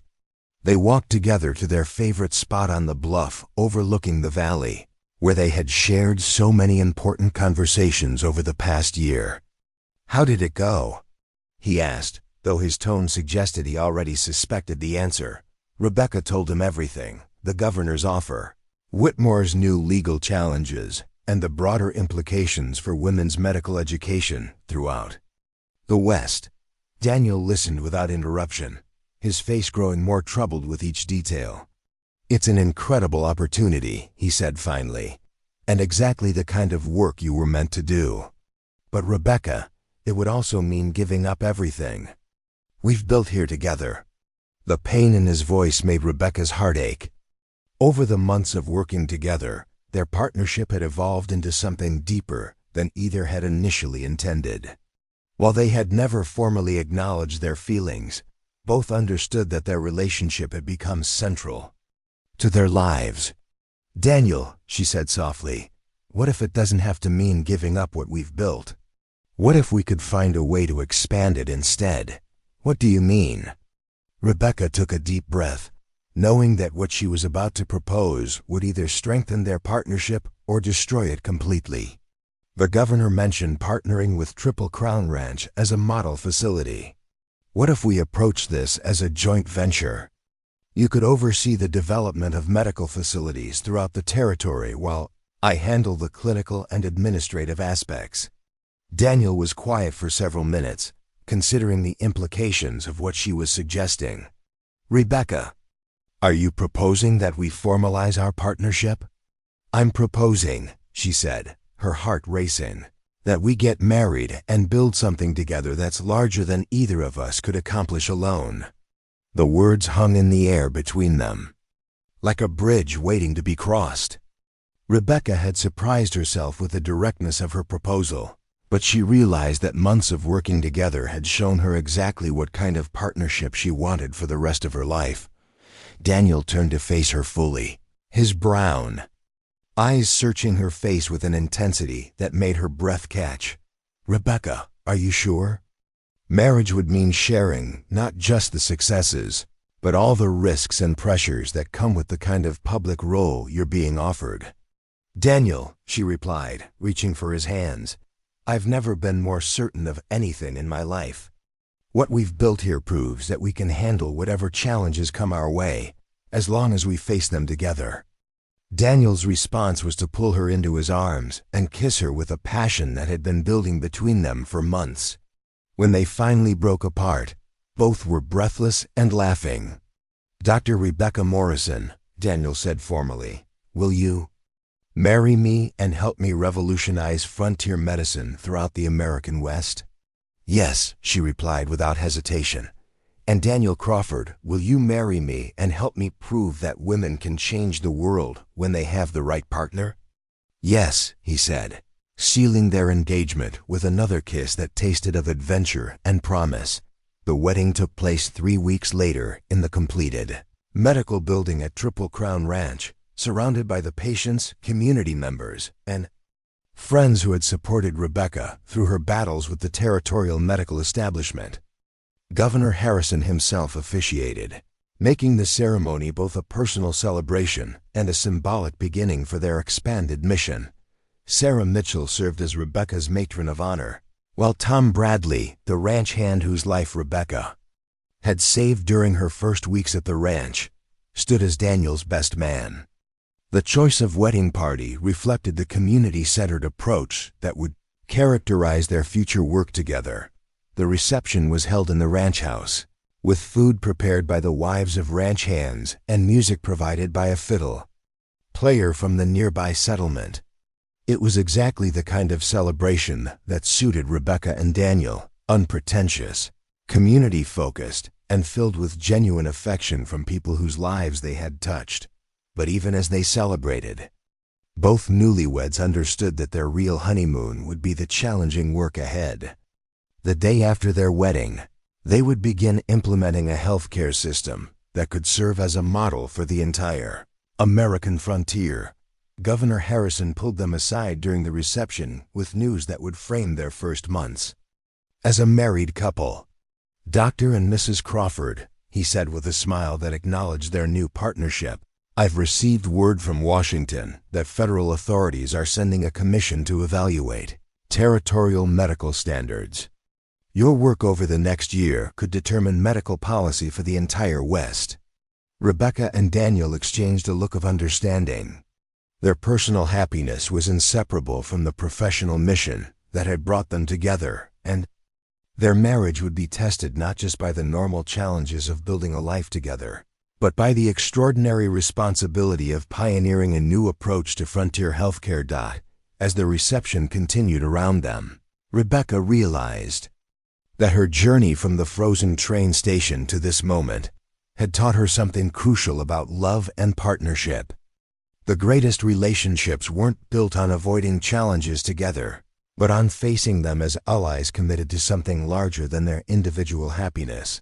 She had found not just a husband, but a true partner in the work that defined her life, and together they would attempt something that had never been done before, creating a healthcare system worthy of the frontier communities they both loved. The first snow of winter was falling gently outside the windows of the newly constructed Territorial Medical Headquarters in Helena, when the Federal Commission arrived unannounced on a bitter December morning. Rebecca looked up from the patient files she was reviewing to see 3 stern-faced men in expensive Eastern suits standing in her office doorway, their presence immediately changing the atmosphere from productive calm to tense uncertainty. "Dr. Crawford," said the tallest of the 3, a thin man with wire-rimmed spectacles and the bearing of someone unaccustomed to being questioned. "I am Dr. Augustus Pemberton from the United States Public Health Service. These are my colleagues, Dr. Marcus Webb from the Federal Medical Board and Mr. Jonathan Sterling from the Department of the Interior." Rebecca set down her papers and stood, immediately recognizing the formal tone that suggested this was not a friendly visit. "Gentlemen, welcome to Montana Territory.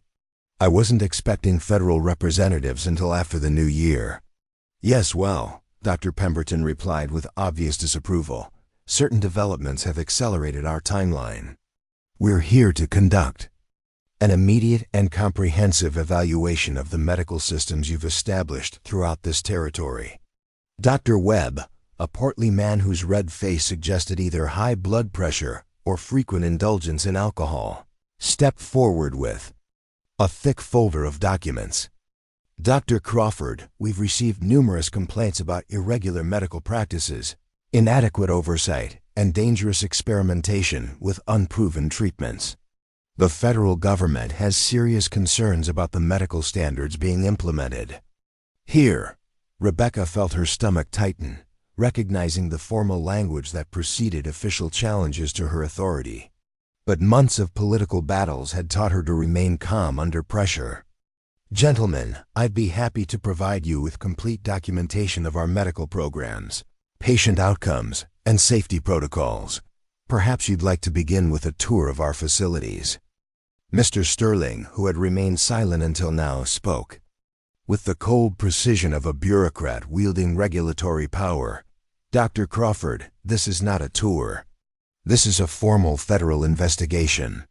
We have authority to examine all medical records, interview staff and patients, and evaluate every aspect of your operations." The words carried an unmistakable threat. Rebecca realized that this commission wasn't here to evaluate her work objectively. They had arrived with predetermined conclusions and were looking for evidence to support them. "Of course," she replied smoothly, "I'm confident that our records will demonstrate the highest standards of medical care. Shall we begin in the surgical wing?" What followed was the most intensive scrutiny Rebecca had ever experienced. For 3 days, the federal commissioners examined every aspect of the medical system she and Daniel had built throughout the territory. They reviewed surgical records, interviewed patients, questioned staff, and analyzed treatment protocols. With the thoroughness of investigators building a criminal case. Dr. Pemberton proved to be particularly hostile, challenging every innovative technique Rebecca had implemented and questioning the credentials of staff members she had trained. During his examination of the surgical facilities, he made notes with the obvious intention of finding fault. "Dr. Crawford," he said while reviewing the surgical mortality records, "these numbers seem unusually low for frontier medical practice. How do you account for survival rates that exceed those of established Eastern hospitals?" Rebecca had been prepared for this question. "Dr. Pemberton, our success rates reflect several factors: rigorous antiseptic protocols, careful patient selection for surgical procedures, comprehensive pre- and post-operative care, and most importantly, medical staff who are specifically trained for frontier conditions." "And yet," Dr. Webb interjected, "you've achieved these results using techniques not taught in established medical schools, with staff who lack traditional credentials, in facilities that don't meet federal standards for hospital construction." The implication was clear. The commissioners were suggesting that Rebecca's success was somehow suspect because it had been achieved outside conventional medical establishment parameters, but Rebecca had allies the commissioners hadn't anticipated. On the second day of their investigation, Daniel arrived from Triple Crown Ranch with a delegation that included Governor Harrison, territorial legislators, and representatives from every community that had benefited from the medical programs. "Gentlemen," Governor Harrison announced during the commissioner's examination of patient records, "I think it would be valuable for you to hear directly from the citizens whose lives have been affected by Dr. Crawford's work." What followed was an impromptu hearing that filled the medical facility's main conference room with testimonials that painted a picture of transformation throughout the territory. Ranch owners described workplace safety improvements that had reduced injury rates by 60%. Mining superintendents testified about emergency medical responses that had saved dozens of lives. Most powerfully, mothers from isolated settlements spoke about children who were alive because of prenatal care programs Rebecca had established. Mary Henderson, the rancher's wife whose husband's life Rebecca had saved during her first emergency call, addressed the commissioners with the passionate conviction of someone who had witnessed a miracle. "Gentlemen, before Dr. Crawford came to this territory, my husband would have died from his injuries because the nearest qualified doctor was 300 miles away. Now we have medical care that rivals anything available in Denver or San Francisco." But the most compelling testimony came from an unexpected source. Dr. Patricia Reynolds, a young physician who had graduated from Harvard Medical School and come to Montana specifically to work in Rebecca's medical system, stood before the commissioners with the authority of someone who bridged both worlds. "Dr. Pemberton, Dr. Webb," she said with quiet confidence, "I completed my medical education at Harvard, served my residency at Massachusetts General Hospital, and could have established a lucrative practice in Boston or New York. Instead, I chose to come here because Dr. Crawford has created something remarkable, a medical system that combines the highest standards of clinical practice with innovative approaches to frontier healthcare." Dr. Reynolds then presented a detailed comparison of patient outcomes, treatment protocols, and safety standards that demonstrated the superiority of Rebecca's system over conventional frontier medical care. Her testimony was particularly damaging to the commissioner's case because it came from someone with impeccable, traditional credentials. The federal investigation took an unexpected turn when Sarah Mitchell arrived with a revelation that shocked everyone present. During a private meeting with Governor Harrison, she revealed that she had been investigating the background of the federal commission itself. "Governor," she announced, "I've discovered that this federal investigation was specifically requested by the Denver Medical Associates, the same consortium that Dr. Whitmore was partnering with to establish medical monopolies throughout the territory." She produced correspondence between federal officials and the Denver medical group that revealed a coordinated effort to discredit Rebecca's work and establish federal regulations that would eliminate competition for traditional medical establishments. Furthermore, Sarah continued, "I've learned that Dr. Pemberton owns significant financial interests in medical supply companies that would benefit from federal contracts to establish standardized medical facilities throughout the territories." The revelation transformed the federal investigation from an objective evaluation into an obvious conflict of interest. Governor Harrison immediately demanded a meeting with the commissioners to address these new developments. The confrontation that followed was unlike anything Rebecca had witnessed in her battles with territorial medical authorities. Governor Harrison, armed with Sarah's evidence, challenged the commissioners' right to conduct an investigation when they had undisclosed financial interests in the outcome. "Dr. Pemberton," the governor said with barely controlled anger, "how can you claim to be conducting an objective evaluation when you stand to profit from the elimination of Dr. Crawford's medical programs?" Pemberton's response was defensive and evasive, confirming everyone's suspicions about the true nature of the federal investigation.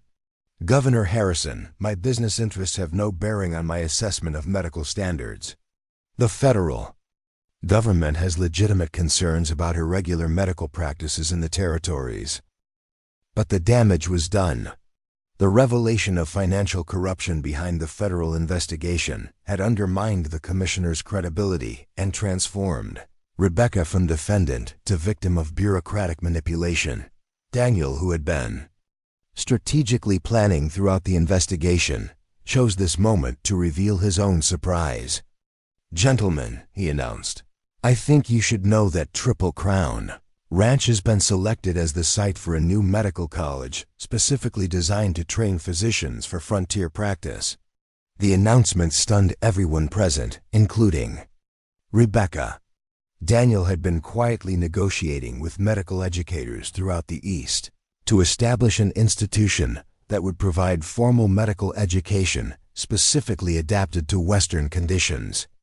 "The Mountain West Medical College," Daniel continued, "will be jointly sponsored by Harvard Medical School, Johns Hopkins University, and the University of California.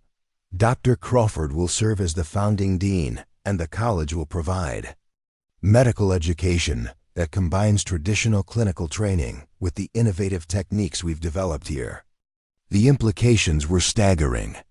Instead of being shut down by federal intervention, Rebecca's medical system was being elevated to the status of a formal medical college that would train the next generation of frontier physicians. Dr. Pemberton's face went ashen as he realized that his investigation had backfired spectacularly.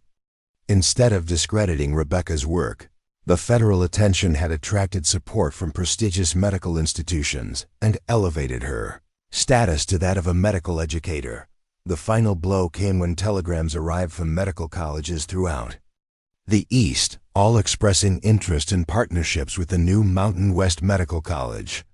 Rebecca's innovative approaches to frontier medicine, which the federal commissioners had intended to criticize, were being embraced by the most prestigious institutions in American medical education.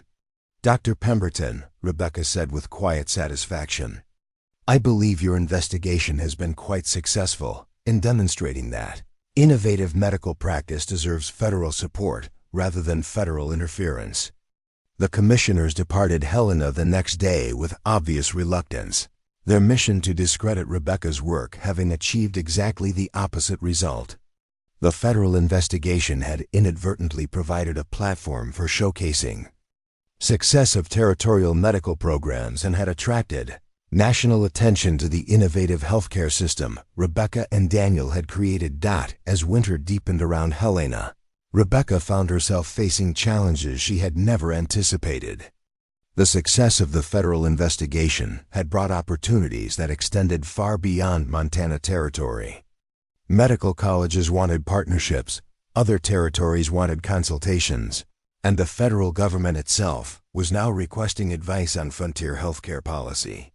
"Rebecca," Daniel said one evening as they reviewed the flood of correspondence that had arrived since the commissioner's departure, "I think we need to face the reality that what we've built here has become something much larger than we originally intended." Rebecca looked around their comfortable office in the territorial medical headquarters, then at the pile of invitations, partnership proposals, and consultation requests that covered their desk. "Daniel, are you suggesting that we've outgrown Montana territory?" "I'm suggesting," he replied with the kind of strategic thinking that had made him one of the most successful businessmen in the West, "that we may have accidentally created a model for frontier medicine that could transform healthcare throughout the American West." The conversation continued late into the evening as they contemplated possibilities that seemed almost too ambitious to believe. The medical system that had begun as a way to provide healthcare for ranch workers had evolved into something that could influence American medical practice for generations to come. But success brought new pressures and expectations that would test their partnership in ways neither had anticipated. The quiet life they had hoped to build together at Triple Crown Ranch had been replaced by a public mission that demanded constant travel, political navigation, and the kind of visibility that neither of them had originally sought. As Rebecca fell asleep that night, she reflected on the journey that had brought her from a frozen train station to the center of a movement that was reshaping frontier medicine. The scared young woman who had accepted Daniel's offer of employment had become a leader whose influence extended across multiple territories and whose innovations were being studied by medical educators throughout the nation. The question now was whether she and Daniel could maintain their partnership and their values while navigating the complex world of national medical politics and educational reform that their success had opened to them. 5 years after that life-changing blizzard had stranded a desperate nurse at a Montana train station, Dr. Rebecca Crawford stood before an audience of over 2,000 people in the grand ballroom of the Palmer House Hotel in Chicago. The occasion was the inaugural conference of the American Frontier Medical Association, an organization that had grown from her work in Montana to encompass healthcare providers throughout the American West. The woman addressing the crowd bore little resemblance to the frightened physician who had once hidden her scarred face in train station shadows. Rebecca's auburn hair was now streaked with premature silver from years of intense work, but her green eyes blazed with the confidence of someone who had revolutionized an entire field of medicine. The scars that had once made her feel unworthy of love were now a badge of honor that reminded everyone of her journey from victim to pioneer. "Ladies and gentlemen," Rebecca began, her voice carrying easily through the packed ballroom, "when I first stepped off a train in Billings, Montana, I believed my medical career was over before it had truly begun. Today, we gather to celebrate A transformation that none of us could have imagined. The emergence of frontier medicine as a discipline that has influenced medical practice throughout our growing nation. The audience included physicians from California to Kansas, territorial governors, federal health officials, and medical educators from prestigious institutions throughout the East. But scattered among the dignitaries were faces that meant even more to Rebecca, former patients whose lives had been saved. Community leaders from isolated settlements who now had access to quality health care, and young women who had been inspired to pursue medical careers despite societal obstacles. Daniel sat in the front row, his presence as steady and supportive as it had been throughout their remarkable journey together. The years had been kind to him, adding distinguished gray to his temples, but none to his enthusiastic support for Rebecca's work. Their partnership had not only survived the pressures of national prominence, but had been strengthened by shared challenges and mutual respect. The Mountain West Medical College, Rebecca continued, has graduated over 300 physicians specifically trained for frontier practice. These graduates have established medical facilities in every territory west of the Mississippi, creating a network of healthcare that has reduced frontier mortality rates by an unprecedented 40%. The statistics were impressive, but Rebecca knew that the real measure of their success lay in the individual stories represented by the faces in her audience. Dr. Patricia Reynolds, her former student who now directed medical operations for the entire Colorado Territory, had established emergency response systems that saved hundreds of lives annually. Dr. James Morrison, no relation, despite the shared surname, had created mobile medical units that served mining camps throughout Nevada and California. But perhaps most meaningful to Rebecca was the presence of Dr. Margaret Chen, the Chinese-American woman who had overcome both racial and gender discrimination to become one of the most respected surgeons in the Pacific Territories. Margaret represented the broader social changes that frontier medicine had helped to accelerate, the recognition that competence mattered more than conventional expectations about race or gender. The conference was more than just a professional gathering. It was a celebration of how Western medicine had challenged and ultimately changed national attitudes about healthcare delivery. The innovations developed in Montana had been adopted by urban hospitals, military medical units, and industrial operations throughout the country.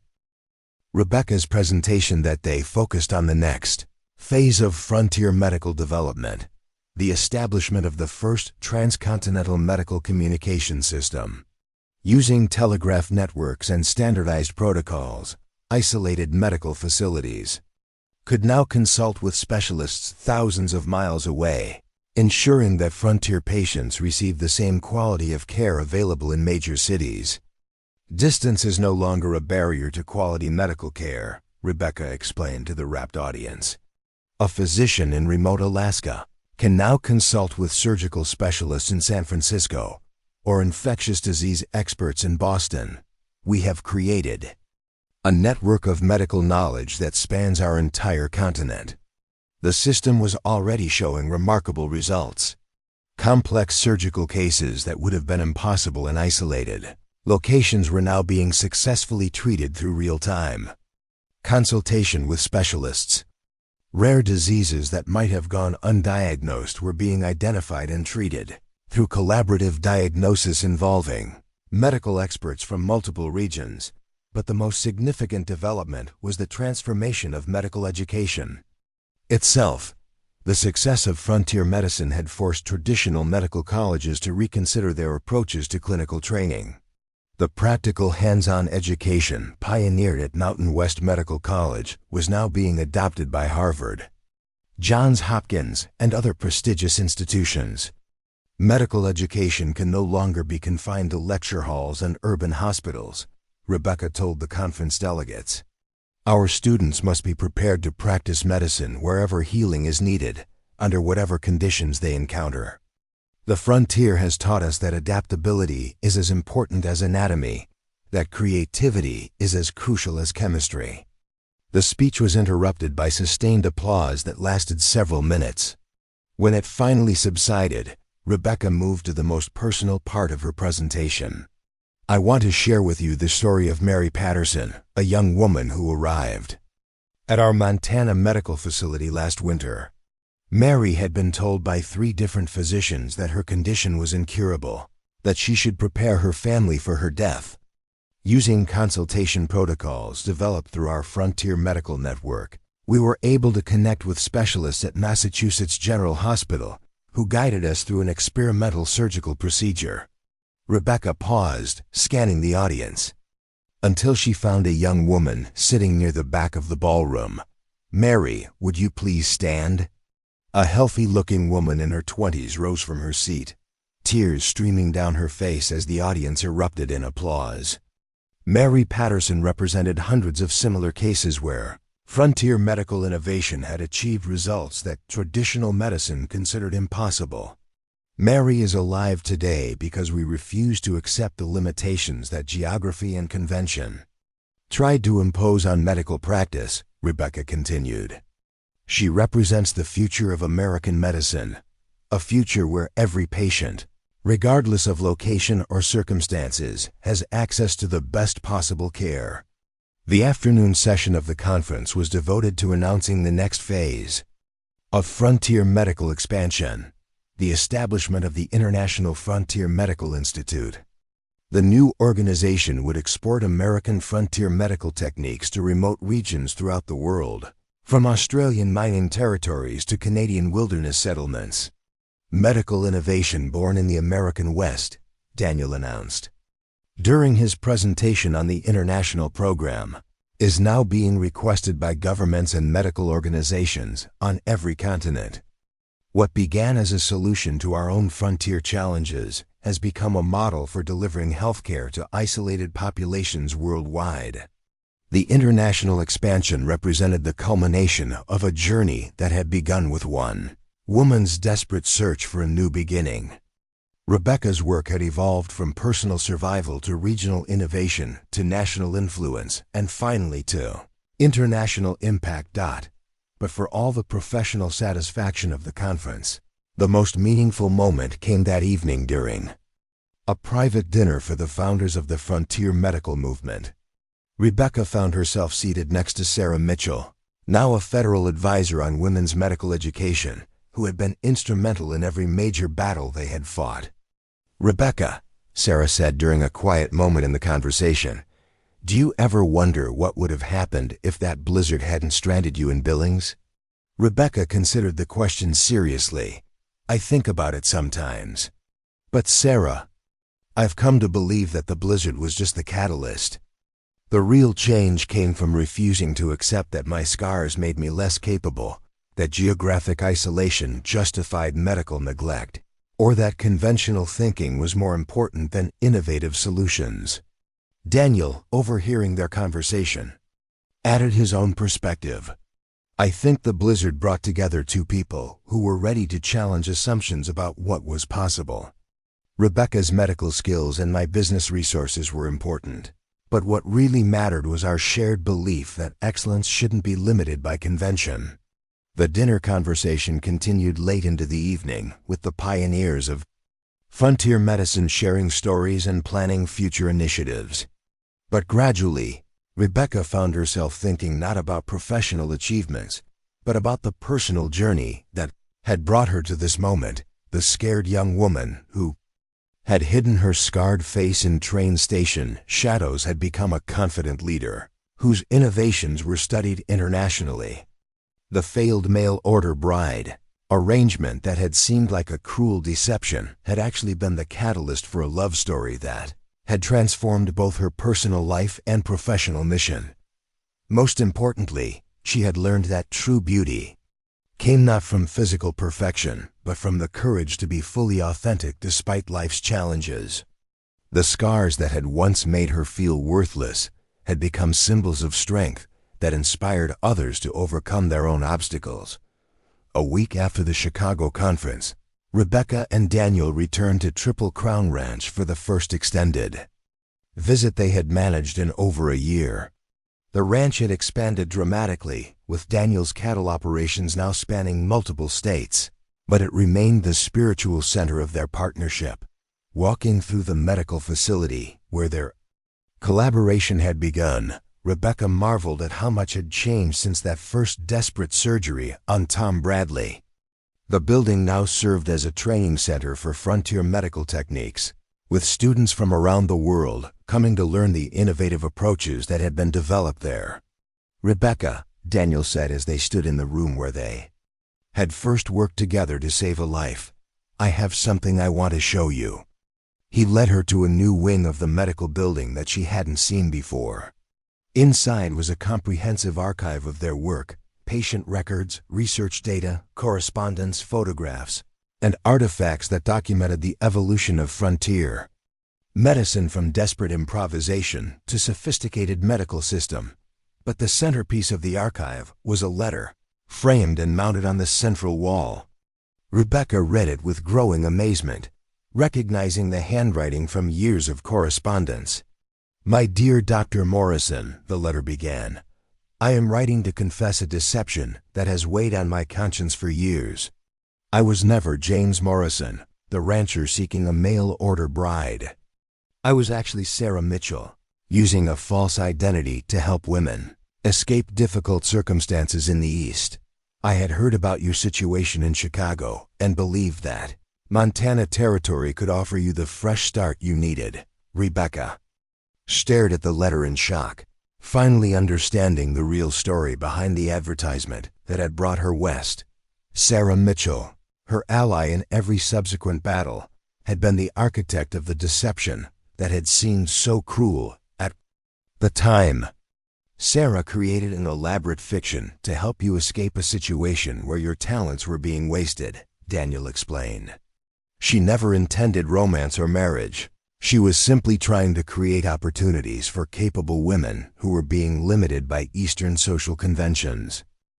The revelation reframed Rebecca's entire understanding of her journey. What she had experienced as victimization had actually been rescue, orchestrated by a woman who had recognized her potential and created an opportunity for her to realize it. "There's more," Daniel continued, pointing to additional documents in the archive. "Sarah has been doing this for years, using fictional advertisements to help women with medical, legal, and business skills find opportunities in territories where their abilities would be valued regardless of social convention." Rebecca learned that dozens of women throughout the West owed their professional success to Sarah Mitchell's elaborate deception campaigns.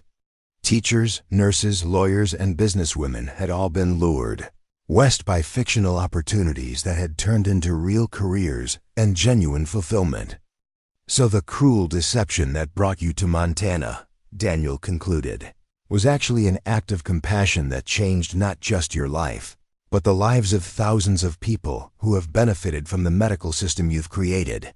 That evening, as they sat on the porch of their ranch house watching the sunset paint the mountains in shades of gold and crimson, Rebecca reflected on the extraordinary journey that had brought her to this point.